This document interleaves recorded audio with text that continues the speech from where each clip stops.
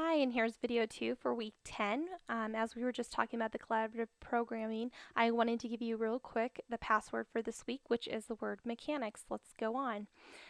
We are going to talk about collaboration with the writing conferences. Please know that writing conferences, sometimes teachers get stuck in that they have to be between the teacher and the student. That is not the case. It could be with any faculty member that's available at that time, or it could be peers themselves.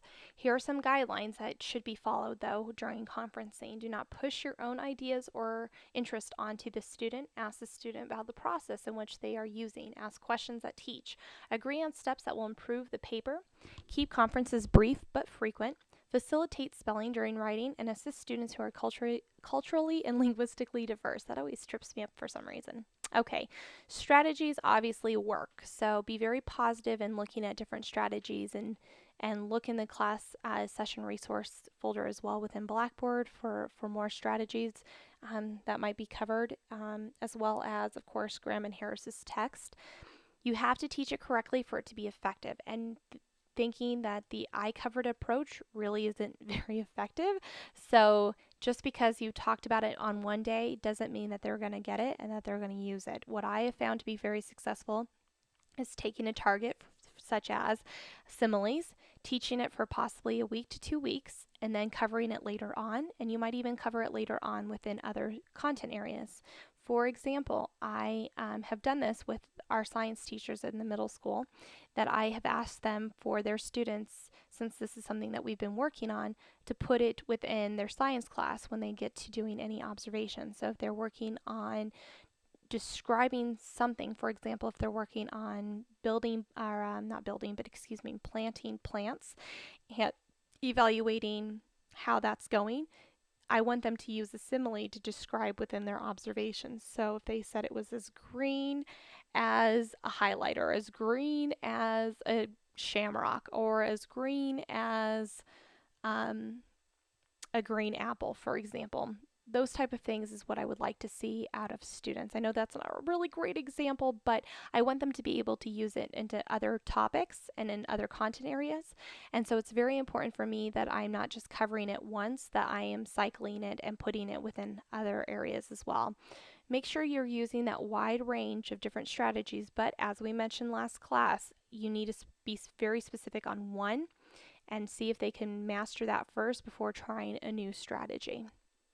Composing. Cue cards are really important for students who have difficulty memorization of steps or just coming up with ideas or the process. Those are really helpful, as well as graphic organizers.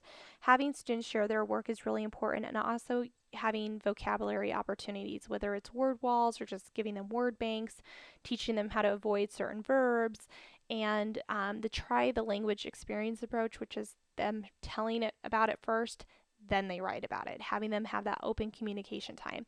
I see that so much in a kindergarten classroom that they do this on an everyday basis, but it's strange how you get up into 7th, 8th grade and that opportunity to talk like that gets overlooked, and I don't think it should be overlooked. I think it needs to be on all levels personally.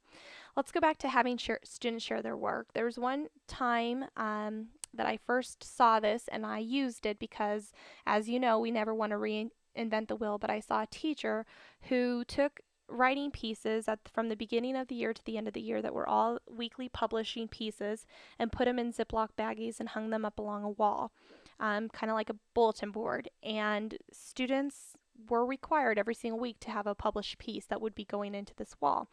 And there were individuals who constantly would go by the wall to read what was posted. And so students learned real quickly that they wanted to make sure that whatever was going to be in their baggie was going to be the best piece of writing that they could come up with. But what this teacher showed me is that an activity that we did at the end of the year was to pull off those baggies off of the wall, give them to the students, and have the students reflect on their first piece of writing and their last piece of writing. And we heard a lot of giggles, but I did hear a lot of students say, wow, I didn't think I could write this well. I didn't think that I grew this much in my writing, etc.